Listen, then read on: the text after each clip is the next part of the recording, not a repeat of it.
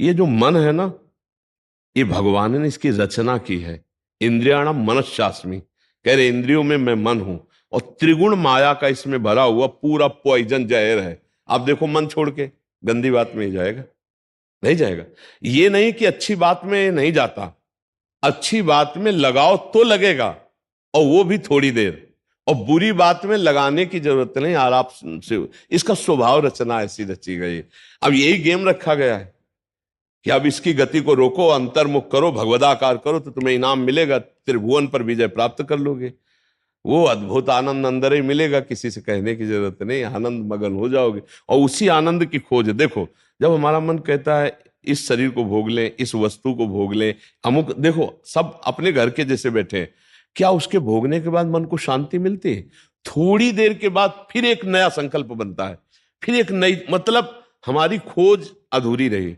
वो नहीं मिला जो मैं सोच रहा था। सोचने में जैसा सुख मिलता है वैसा ना भोगने में नहीं मिलता, चाहे वो भोजन हो, चाहे वो दृश्य हो, चाहे वो कोई क्रिया हो। आप देखना, जो मन हमें सोचवा के पागल बनाता है, और जब हम उस पे जाते हैं तो वो चीज हमें नहीं मिलती है। तब लगता है कि वो यहां नहीं शायद यहां हो, यहां नहीं शायद यहां हो। ऐसे भटकते पूरा जीवन व्यतीत हो जाता है। बुद्धिमान वो है जो दो चार कदम में ही लौट आवे कि गलत दिशा में जा रहे हैं, पर हम पूरा जीवन चलते रहते हैं, लौटने की बात ही नहीं आती। और यहां तक कि शरीर वृद्ध हो जाता है, इंद्रियां काम नहीं करती, पर मन वैसे ही सलाह करता रहता है। फिर भी नहीं सोच पाता कि चलो अब हुआ पूरा जीवन की शाम, अब तो राधा राधा जब कर अपना काम बना ले। लेकिन नहीं, बूढ़ा है फिर भी शराब पीता है, बूढ़ा है फिर भी गंदी बातें देखता है, बूढ़ा है फिर भी गंदी चेष्टाएं करता है, बूढ़ा है फिर भी नहीं सोच रहा कि मुझे मरना है और भगवत प्राप्ति का अब की उपाय कर लूं, इतना जीवन रह गया। ये क्या है? ये मन का केवल खेल है। वो अपने मन के गेम में फंस गया, निकल नहीं पा रहा है। अच्छा, इसमें ये हो कि चलो मन सुखी रहेगा, तो भी नहीं। आप जितना गलत करते जाओगे उतना वो नकारात्मक सोचे पैदा करता चला जाएगा, और उसका परिणाम यह आएगा कि आपको डिप्रेशन में पहुंचा देगा। मतलब किसी भी तरह से ये चैन नहीं लेने देगा। तो इसको लाना तो भगवान की शरण में पड़ेगा, तभी शांति मिलेगी, तभी सुख। बहुत गंदा, बहुत गंदा, बहुत नीच है ये, और ये बहुत उत्तम है। ये अगर सही रास्ते को पा जाए तो दूसरे के लिए अपने प्राण दे सकता है, परहित के लिए अपने प्राण दे सकता है, ये भगवान से मिला सकता है, ये सब सुख दे सकता है। बस इसको गलत ढंग से जो प्रयोग होना शुरू हुआ है, इसका ये बंद कर दे, वही बहादुर है। देखो, विरक्त मार्ग एक अलग होता है, लेकिन गृहस्थी में तो एक धर्मपूर्वक विषय सेवन की मर्यादा है ना। तो आप धर्मपूर्वक देख लो, अगर आपको अपनी पत्नी में, अपने पति में सुख नहीं मिला तो विश्व में कहीं सुख नहीं मिलेगा, क्योंकि है नहीं। तो आपको सीमित हो जाना चाहिए ना। लेकिन ऐसा नहीं होता, हम धर्म विरुद्ध बढ़ते चले जाते हैं, जो हमारा पाप बनता जाता है और हम क्लेशित होते जाते हैं। इसलिए हमें लगता है बहुत अच्छे अभी सत्संग के प्रभाव पड़ रहे हैं, तो हम निकल चले गंदी बातों से, हम निकल चले इस माया के फंसाव से। नहीं तो धोखा ही धोखा है, पूरी जिंदगी व्यतीत हो जाती है। भोगते भोगते हर इंद्रियां सब नष्ट होती जा रही, फिर भी भोग इच्छा, ये है क्या? समझो ना, पूरा जीवन हमको बेवकूफ बनाया जा रहा है। गौर से देखो, पूरा जीवन नहीं बेवकूफ बनाया जा रहा। तो एक बार और देख लेते हैं, इसमें हमारा पूरा जीवन जा रहा है। सुख तो नहीं मिला, पर एक बार ऐसे देखते हैं, शायद इस पद्धति से देखते हैं, ऐसे भोजन बनाते हैं, ऐसे ये भोगते हैं, ऐसे ये देखते हैं, ऐसा फंसाव करके रोज हमको गिराता है, रोज हमको मन भ्रष्ट करता है। कभी नहीं कहता कि एक बार भगवान से मिलूं क्या, कभी उसका मन नहीं होता। इसको तो जबरदस्ती लगाना पड़ता है। इसको भगवान में लगाने के लिए भी भोगों का प्रलोभन देना होता है, तब ये भगवान में लगता है धीरे धीरे। ये भोगी मन भगवान में भी लगने के लिए तैयार, तो भोग के लिए देखो, भगवान को मना लोगे ना तो बढ़िया व्यवस्था बन जाएगी, चक जो चाहोगे सब हो जाएगा, जो चाहेंगे भगवान दे दे। बहुत मन बेवकूफ बनाता है, इसलिए हमें लगता है मन की बेवकूफी से बचना चाहिए। एक आया था भगतला, उसने कहा भगवान से मैं भजन करूंगा, सब करूंगा, लेकिन 1 लाख सुंदरियां स्त्रियां चाहिए। तो गजब का दिल है तेरा, गजब का दिल है यार। जिनके एक है ना, तो वो कभी कभी एकांत में ऐसे बैठ के बैठते हैं। तो इसीलिए मल की कहीं में मत रखो, ये बहुत बड़ा भूत है, ये परेशान कर देगा, नष्ट कर देगा। इसे सतमार्ग में लाओ, भगवत मार्ग में लाओ, तभी आनंद की। इसकी केवल चाल है, ये नहीं ये नहीं ये, वो है कहीं नहीं। पक्का समझ लीजिए। ये हमारे को भ्रम पैदा करता, कुछ नहीं, कुछ नहीं है। नाम जप करो, सत्संग करो, धर्म पूर्वक विषय भोगो, हम मना नहीं करते, एक उसे सीमा में रख के भोगो धर्म में, तो उससे क्या होगा, तुम्हें घृणा हो जाएगी। धर्म पूर्वक विषय भोगने से घृणा हो जाती है कि यार, और जो ये व्यसन करके और फिर इधर उधर मन, तो पाप के कारण बुद्धि ठीक निर्णय नहीं देती और बुढ़ापे तक पापाचरण, फिर दुर्गति को प्राप्त होते हैं। अभी समय है, अभी मन को समझा लो, मन को समझ, यही 5 भोग हैं, शब्द, स्पर्श, रूप, रस, गंध, इसी में मनुष्य फंसा है और इन्हीं भोगों से हमारी दुर्गति हो जाती है। बोलो अभी तक फाइनल में अगर बोला जाए तो अभी तक क्या है अपने पास, कोई अनुभव है क्या? बस एक ही है कि एक बार और चांस मिल जाए, बस किसी भी विषय का, मतलब किसी भी विषय का, मन में हर बार ये था कि अब की बार, लेकिन कभी अब की बार पूरी ही नहीं हुआ। तो इसको रोकना जरूरी है कि भजन, साधन, धर्म पूर्वक विषय सेवन और समाज की सेवा। कभी एक बार ऐसा करके देखना, कोई बूढ़ा ऐसा भूखा प्यासा फुटपाथ में पड़ा हो और उसको कभी अपने घर लाना, नहलाना, धुलाना, कपड़े पहनाना और भोजन पवाना, फिर वो जब तुम्हारी तरफ देखेगा तो तुम्हें जो सुख होगा वो जिंदगी में किसी भी भोग में नहीं मिला होगा। आप लिख लेना हमारी बात। कभी कोई बीमारी से तड़प रहा हो, किसी के सेवा का वहां कोई अवसर नहीं है और आप सेवा का अवसर देकर उसे आप स्वस्थ करो, आप अस्पताल ले जाओ, फिर जो आपको सुख मिलेगा हम आपको कैसे बताएं। वो भगवान का आशीर्वाद होता है। जब कोई बूढ़ा, कोई बीमार, कोई असहाय, और जब आप उसकी सहायता करते हो तो उसके हृदय से जो आशीर्वाद, वो सुख जो मिलता है। जैसे हम आपको एक दिन करके देखना, तुम अपना भोजन बढ़िया जो है, कोई ऐसे भूखे को खवा देना जो भूखा बैठा हो और ऐसे जल्दी जल्दी, और आप देखो उसको पाते हुए, और उस दिन आप वो भोजन ना पाओ, उसे पवा दो, तो आपको जो सुख मिलेगा वो 56 प्रकार के भोग पाने में भी कभी सुख नहीं मिला होगा। वो सुख परहित करने से, दूसरे को सुख पहुंचाने से जो हृदय शीतल होता है वो कभी किसी से नहीं होता। इसलिए मानव जीवन के लिए मन को थोड़ा विरुद्ध जो चलने वाला है उसके विरुद्ध आप बनो, उसे सतमार्ग में लगाओ। अब देखो आजकल ऐसी बुद्धि बिगड़ गई कि अपने पूज्य माता पिता को ही बच्चे दुख दे रहे हैं, डंडा थप्पड़ मारना। क्या यार, आज के जवान अपने माता पिता के साथ ऐसा व्यवहार करते हैं, अगर थोड़ा भी अध्यात्म से जुड़े होते तो मुझे लगता है शायद ऐसा नहीं करते। नहीं ना, धर्म से जुड़े होते, अध्यात्म से जुड़े होते, ऐसे माता पिता तो भगवान होते हैं। उनकी आंखें नहीं, उनको नहलाओ धुलाओ, किसी मंदिर जाने की और जरूरत नहीं, उनको भोग लगाओ, उनको पवाओ, उनका जो आशीर्वाद है लोक परलोक तुम्हारा सब बना देगा। लेकिन जब अध्यात्म से नहीं जुड़े तो लगता है कौन इनको, तो हाँ, ये क्या है, ये है मन का वो पापी मन। देखो कैसे पाप कराता है, कैसे निगेटिव चलाता है कि अब ऐसे पुत्रों की क्या दुर्गति होगी। तो कभी अगर ऐसा ऐसा अवसर किसी को मिले कि कोई फुटपाथ में ऐसे तड़प रहा हो, तो आपको जरूर लगेगा कि काहे को बोझा ले, लेकिन आप उसका अगर बोझा ले लिए तो भगवान तुम्हारा बोझा ले लेंगे। जन्म जन्मांतरों के पाप नष्ट हो जाते हैं जब ऐसे दीन दुखी आशीर्वाद देते ना, उसे भगवान का आशीर्वाद समझना है। और जब माता पिता अंदर से साप देते ना कि भोगोगे, तो फिर भगवान भी नहीं टाल पाते, फिर भोगना पड़ता है। इसलिए धर्म से चलो, किसी का अपराध मत करो, गंदी बातों में मन को न जाने दो, खूब नाम जप करो, यही मनुष्य जीवन का लाभ लो। मनुष्य जीवन एक दिव्य जीवन है, इसका एक दिव्यता का लाभ है। यार देखो, अगर हम ना चाहे तो पूरी बाजार से निकल जाए कोई सामान, दुकान की आके हमारी लिपट थोड़ी जाती है। हम जहाँ खड़े होंगे, जहाँ खरीदेंगे, वही जो वस्तु हमें मिलेगी। तो अगर हम निश्चय कर लिया कि मुझे मांस नहीं खाना, मुझे शराब नहीं पीना, मुझे पराई माता बहनों की तरफ गंदी दृष्टि नहीं करनी, तो मुझे कौन गिरा देगा? आप सोचो, हमारे निश्चय में कमजोरी, तभी हम डरते हैं कि कहीं गिर ना जाए। ऐसे कैसे? हाँ, कुछ कमियां ऐसी होती हैं जिससे अहंकार का नाश किया जाता है। जैसे आवाज आता है ना कि हम जितेंद्री, हम ऐसे, और भगवान को अहंकार पसंद नहीं तो छोड़ देते हैं। देखो जितेंद्रियता करके, तब जब रोता है कि प्रभु मैं तो नीच किसी काबिल नहीं, तब भगवान फिर उठा लेते हैं। नाम जब करो तब मजबूत ब्रेक लग जाएगी। कोई कैसे गिरा सकता है? कैसे गिरा सकता है? नहीं गिरा सकता। बात मान ली, बस हो गया, हो गया। बात मानने से होता है। देखो, हमारी बात ना मानो, कंठी बंधवा लो, तिलक लगा लो, सब कर लो, कल्याण नहीं होगा। हमारी बात मान लो, कल्याण हो जाए। बात मानने का चेला होता है ये कोई सांसारिक थोड़ी कि भैया जैसे सांसारिक संबंध होते हैं ऐसे गुरु शिष्य का संबंध आज्ञा पालन से होता है। गलत नहीं करूंगा, जैसा कहोगे वैसा चलूंगा। अब आपने कह दिया, अब ये नाम जप करूंगा, बस हो गई बात। बात यह है कि हमको अब महत्व कर लेना है। अरे बोले ऐसे कह दिया था सिया राम राम राम जपो, तो गुरु मंत्र तो मिला नहीं। तो कभी गुरु मंत्र मिल भी जाएगा तो लाभ नहीं मिल पाएगा, क्योंकि आपको संत वचन गुरु के वचन पर विश्वास ही नहीं हुआ।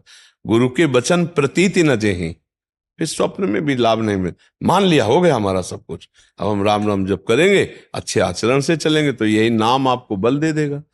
जो आप कहते हो ना कि ऐसा बल कैसे आए, इसी नाम से आता है बल। माया पर जीतने का जो बल है वो भगवान की कृपा से, उनके नाम बल से आता है। देखो नाम में इतनी सामर्थ्य, भगवान को अधीन कर लिया। सुमीर पवन सुत पावन नामो अपने बस कर राखे, फिर और क्या, काम क्रोध को जीत लो तो कौन बड़ी बात। भगवान अजित जीत गए। भगवान कह रहे प्रति उपकार करो का तोरा, सन्मुख हो न सकत मन मोरा, तुम संतात उरिन मैं नाही। नाम जप करते हुए समाज सेवा, भगवत सेवा, माता पिता की सेवा, बस इससे बढ़िया वो साधना क्या है। अब बढ़िया गंगा जी से कपड़ा धो के लाए और फिर नाली में डुबो दिए तो फिर गड़बड़ हो जाएगा। नहीं, मानव दे थोड़ा विवेक है, धर्म से विषय सेवन करो, पापाचरण करोगे तो फिर वहीं पहुंच जाओगे, नरक हो जाए।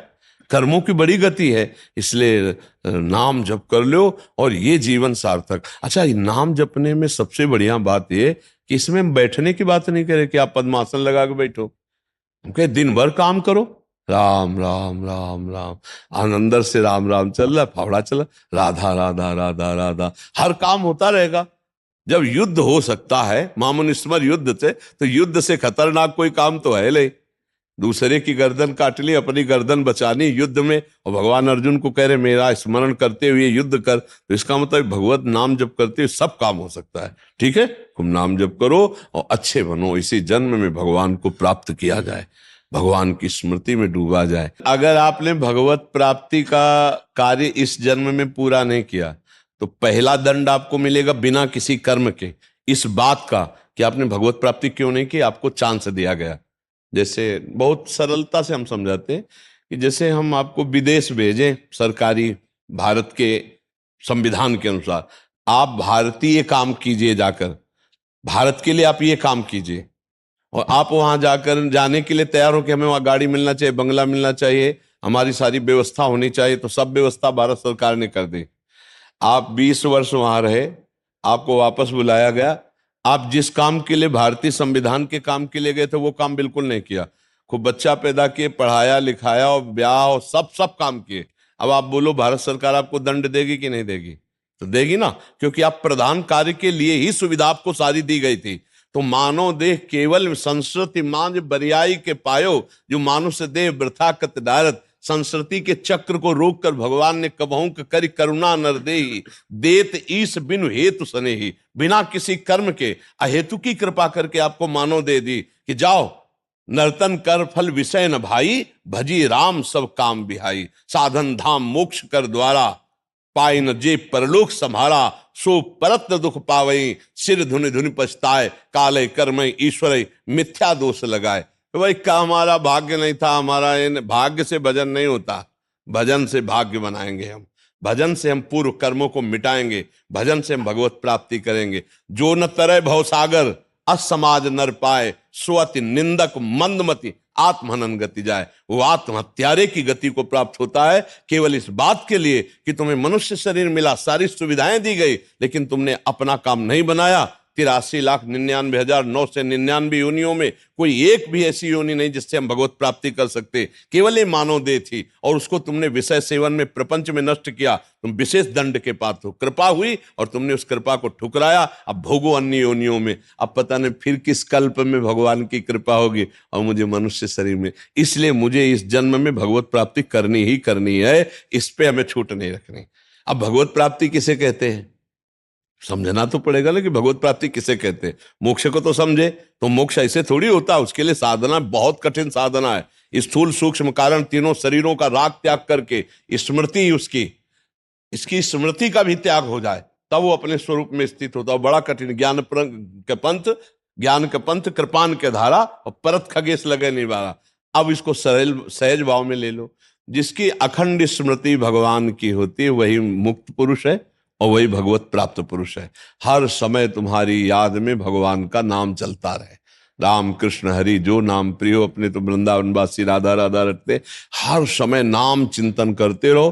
तुम मोक्ष चाहोगे तो मोक्ष मिल जाएगा, भगवत प्राप्ति चाहोगे तो भगवत प्राप्ति हो जाएगी। भगवत प्राप्ति का मतलब होता है भगवान को जिस भाव से, स्वामी भाव, सखा भाव, जिस भाव से वो प्राप्त हो जाए। और अच्छा, इसमें है कि गिरने का भय नहीं।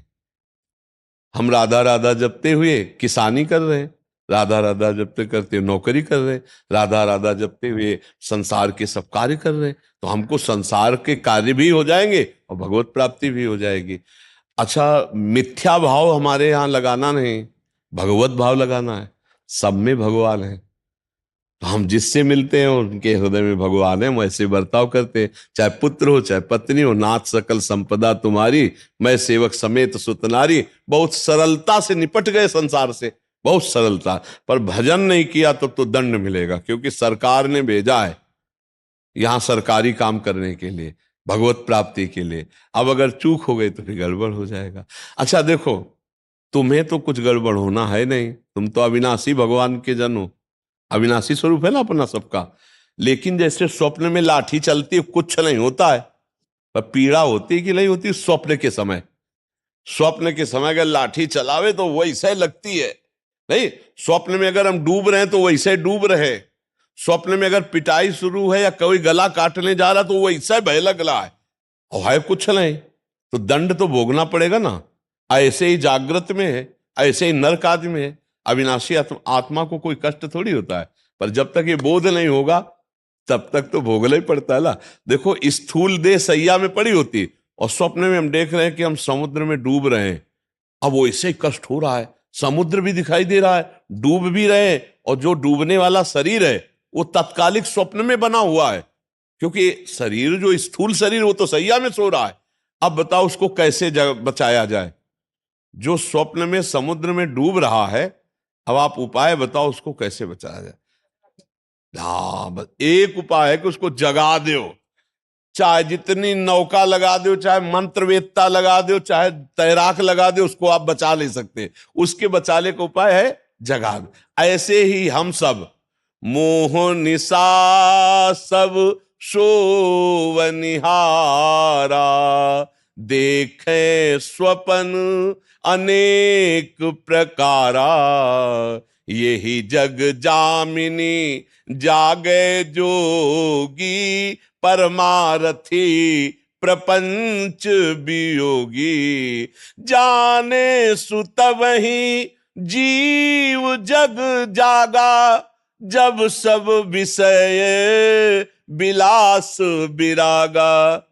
बोले मोह निद्रा में सब सो रहे, ये पत्नी है, लड़का है, बच्चा है, रुपया है, पैसा, ये कर लिया, ये कर लूंगा, ये कमा लिया, ये कमा लूंगा, ये जमा कर लिया, ये जमा कर लूंगा, और सोचते सोचते मर गए, कुछ नहीं कर पाए जो करने आए थे। अब कोई सदगुरु जगा दे, ए उठ, मोह निद्रा में सो रहा है, तो जानिस तबै जीव जग, जब सब विषय विलास विरागा। तभी जानना सत्संग का रंग चढ़ रहा है, जब गंदी बातें छूटने लगे और अच्छे आचरण होने लगे और भगवान नाम जप होने लगे, तो जान लेना आप जाग रहे हैं। और जग गए तो स्वप्न के जैसे सारे दुख मिट जाते हैं, ऐसे तुम्हारे सारे पाप, दुख, चिंता, शोक सब नष्ट हो जाएंगे। पर जगना पड़ेगा, बिना जगे नहीं हो सकता। बिना जगे एक ही उपाय है, जगना पड़ेगा, अर्थात भगवत प्राप्ति करना पड़ेगा, नहीं तो दुख से पिंड नहीं छूटेगा। है झूठा, पर बहुत जोर का फुसकार मार के काटता है। झूठा सांप है, रस्सी का सांप, पर ऐसा काटता है, वो ऐसा अनुभव होता है कि जहर चढ़ गया, पक्का। देख लो, सब पूरा जहर चढ़ा हुआ है और कुछ नहीं हुआ। आत्म तत्व को ना कभी फर्क पड़ा था, ना पड़ रहा है और ना पड़ेगा। पर भैया ये स्वप्न है, बड़ा दीर्घ स्वप्न है, इससे जगो, उमा कहूं मैं अनुभव अपना, और सत हरि भजल, और जगत सब सपने में हो। ना कोई माता था, ना कोई पिता था, ना है और ना रहेगा। ऐसे ये रूप एक दिन नहीं दिखाई देगा, लाख उपाय कर लेना, मिट्टी में मिल जाएगा, खत्म खेल। न पहले था न बाद में रहेगा, बीच में प्रवचन कर रहा है, इसका क्या भरोसा। स्वाप्निक है ये स्वाप्निक है। जो इसके अंदर है वो सत्य है, और अंदर वाले से परिचय नहीं हुआ, बाहर वाले का टिकेगा नहीं। भाई इसी में हम झूठे में मारे जाते हैं, हर जन्म में मारे जा रहे हैं हम। झूठे से प्रेम करते हैं बाहरी, और वो टिकता ले, और जो अंदर का है उससे प्यार हुआ ले, खाली हाथ फिर। तो एक बार तो यार इस पर विचार करो कि मेरे जीवन का परम लाभ क्या है। भगवान का चिंतन, भगवत प्राप्ति, इसी से परम लाभ मिलेगा।